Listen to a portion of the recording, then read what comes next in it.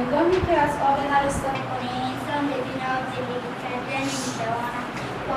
ما در نظر داشته نقطه‌های فارغ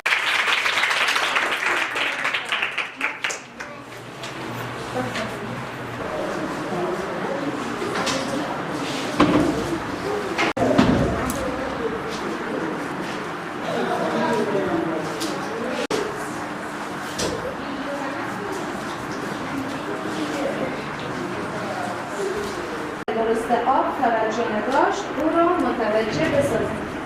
آب را باید به قدر ضرورت استفاده کنیم. انسان بدون آب زندگی کرده نمی‌تواند.